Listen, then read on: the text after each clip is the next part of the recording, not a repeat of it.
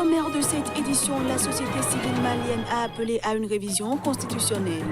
C'était ce dimanche lors de la clôture du dialogue national inclusif convoqué par le président Ibrahim Boubacar Keïta. Les nouvelles autorités soudanaises ont ouvert une enquête contre l'ex-président Omar El-Béchir et une cinquantaine de responsables de l'ancien régime pour des crimes commis au Darfour. Et puis 7 mois avant la cérémonie d'ouverture des Jeux Olympiques de Tokyo 2020, le sprinter jamaïcain Usain Bolt a pris un tour d'étoile ce samedi lors de l'inauguration du nouveau stade national. Voilà ainsi présenté l'ossature de cette édition. À toutes et à tous, bienvenue. Après Abidjan, le président français Emmanuel Macron a effectué une brève visite à Niamey où il a salué la mémoire des 111 soldats nigériens tombés sur le champ d'honneur à la suite de l'attaque terroriste du camp militaire d'Inates. C'était le 10 décembre dernier. À son arrivée, le président français Emmanuel Macron a été accueilli par son homologue nigérien Issoufou Mahamadou à l'aéroport international Dior Amani de Niamey. Les deux hommes d'État ont ensuite eu un entretien en tête-à-tête avant de se rendre au carré des martyrs situé à quelques encablures de la base aérienne de Niamey. Ils se sont recueillis sur les tombes des 111 soldats morts le 10 décembre dernier après l'attaque du camp militaire d'Inates, non loin de la frontière malienne. Emmanuel Macron a condamné ce acte barbare et déploré le développement de sentiments anti-français dans le Sahel chaque fois qu'un problème se pose. C'est pourquoi il a réitéré son exigence de clarification au chef d'État du G5 Sahel qu'il invite à Pau le 13 janvier prochain pour un sommet. Je ne peux pas accepter d'envoyer nos soldats sur le terrain dans des pays où cette demande n'est pas clairement assumée. Et où ils interviennent dans un cadre qui ne correspond pas à la dignité que nous leur devons. Dans ce contexte, soyons clairs, si l'opération Serval a eu un cadre juridique, politique extrêmement clair au moment de l'attaque, assumé par l'État malien comme la CEDEAO, aujourd'hui l'opération Barkhane a une forme d'ambiguïté. Le président Macron et son homologue Issoufou ont, au terme de la conférence de presse, visité la base militaire française où ils ont eu des explications sur sa mission et ses opérations depuis son installation dans le pays. Une base qui n'en est pas une au sens propre du terme, car elle sert d'appui logistique à la force Barkhane. Les chefs d'État du G5 Sahel iront à Pau avec une position commune. Ils l'ont décidé à l'occasion du sommet extraordinaire tenu à Niamey le 15 décembre dernier. Ils ont justement besoin de clarification et de plus d'engagement de la communauté internationale dans la lutte contre le terrorisme.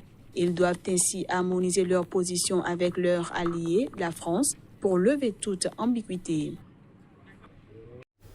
Le dialogue politique mené à Bamako pour tenter de trouver une solution à la crise provoquée par les attaques djihadistes dans laquelle s'enfonce le Mali s'est achevé ce dimanche par un appel à de nouvelles élections.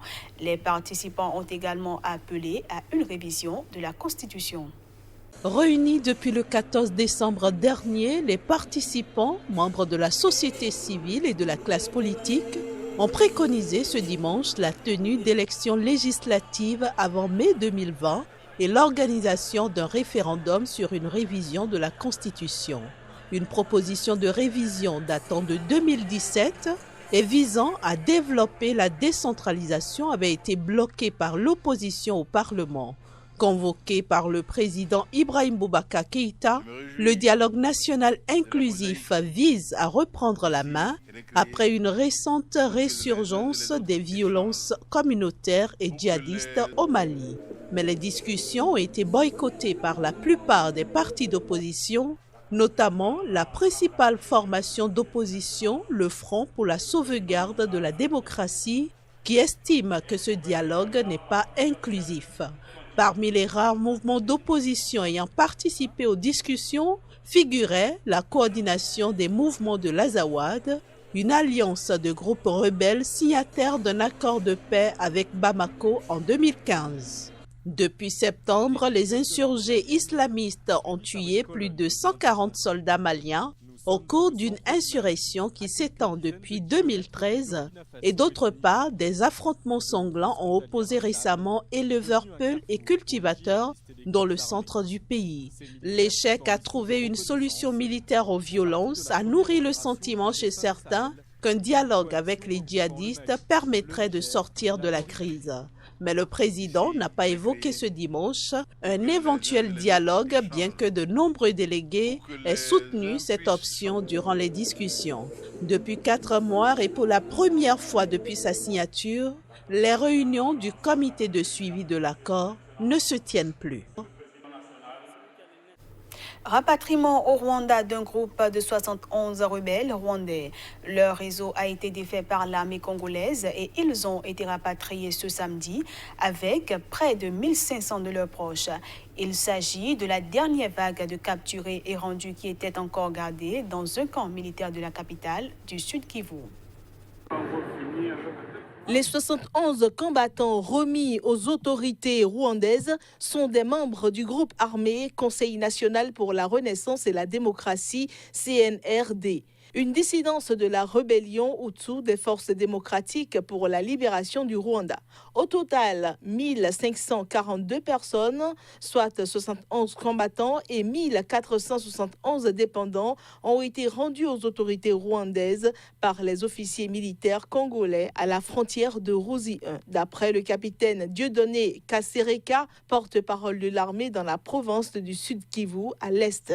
Déjà le 16 décembre, un premier groupe de 291 rebelles rwandais et 11 enfants avaient été rapatriés au Rwanda après avoir été défaits par les forces armées de la RDC dans la même province.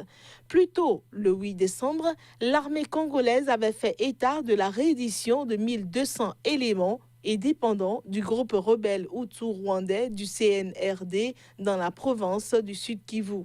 Il faut noter que les opérations militaires contre ce groupe armé avaient été lancées le 26 novembre dans le territoire de Kalehe au nord du Sud Kivu.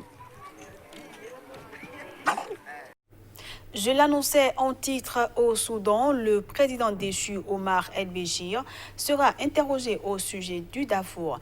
Ainsi en ont décidé les autorités soudanaises.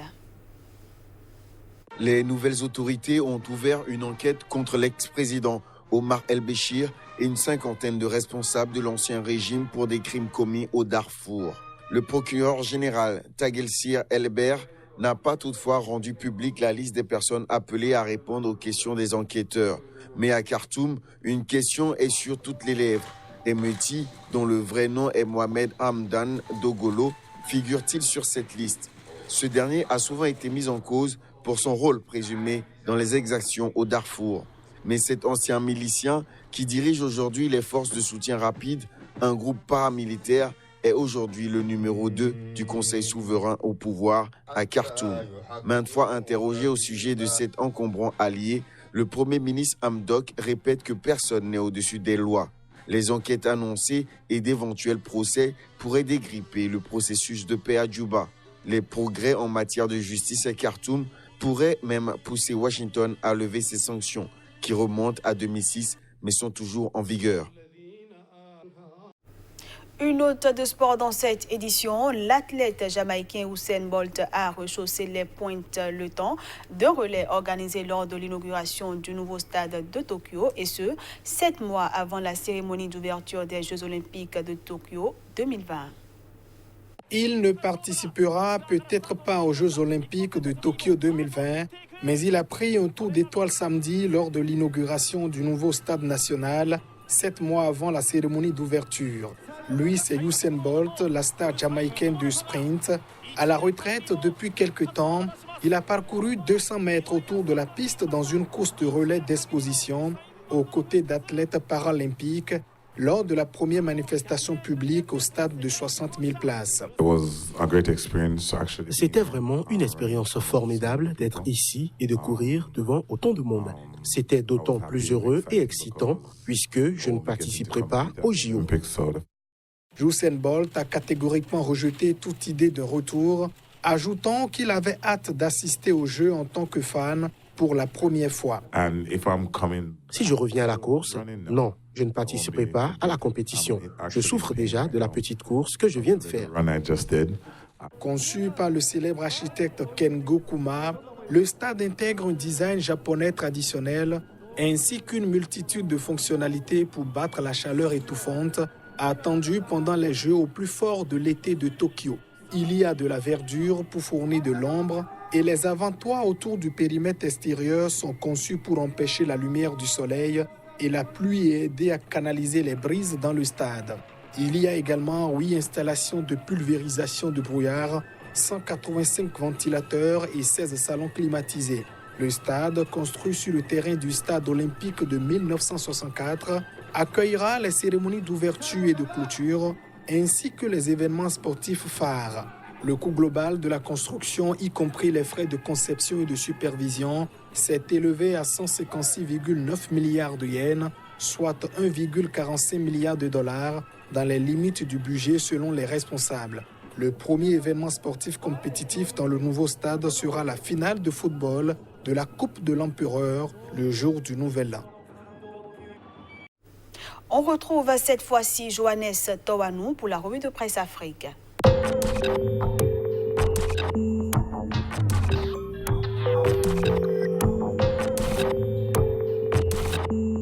Bonjour à chacun et à tous. La revue de presse Afrique du jour est essentiellement consacrée à l'annonce majeure intervenue en Côte d'Ivoire lors de la visite du président français. Fraternité matin, visite officielle du président français en Côte d'Ivoire. Ouattara et Macron annoncent la fin du franc CFA. ECO, la nouvelle monnaie, arrive. En 2020, le jour plus estime en manchette, nouvelle monnaie ECO, pari gagné par Ouattara et les chefs d'État de l'UEMOA. Le nouveau réveil sur notre sujet, report du giga-meeting de Port-Boué. Voici le gros piège évité par le PDCI FPI. Au Burkina Faso, on parle aussi de la nouvelle monnaie attendue pour 2020. Dans la zone UEMOA, l'Express du Faso y consacre sa une, fin du franc CFA, ce qui change et ce qui ne change pas. Autre titre avec la même parution, après ses propos sur le président du Faso, Kémi Séba, expulsé du Burkina, c'est la conséquence d'avoir une jeunesse mal formée. Le quotidien relaie d'autres propos et dit Komboïgo, président du CDP, à propos de son programme politique, c'est un programme qui va propulser notre pays vers la croissance économique et le développement. Sidoya parle infrastructure, construction du barrage de Sanguin, 123 millions de mètres cubes d'eau attendus. Au Sénégal, toujours sur la monnaie commune, l'AS affiche intégration monétaire, l'ECO remplace le franc CFA. Sud Quotidien sur une autre information, Grand Yoff, implantation d'une gare clandestine, Dakar, Mbour, Thiès, l'antre de la corruption, des agents véreux ferment les yeux. Enquête à présent, dossier, route secondaire en mauvais état à Dakar, la capitale des nids de poules. Au Cameroun, on pense aussi au changement monétaire, le jour de titrer, zone UEMOA, ce qui se passe autour du franc CFA. Les questions que soulève l'annonce officielle de la naissance de l'ECO, alors que la France se dit ouverte à des négociations pour une réforme similaire avec les pays de la CEMAC, dont le Cameroun. Cameroun Tribune relaie les activités au plus haut sommet de l'État, palais de l'Unité, un industriel français reçu. L'œil du Sahel pour mettre un terme à la revue de presse Afrique du jour, municipale 2020, tout sur les contentieux dans le Grand Nord.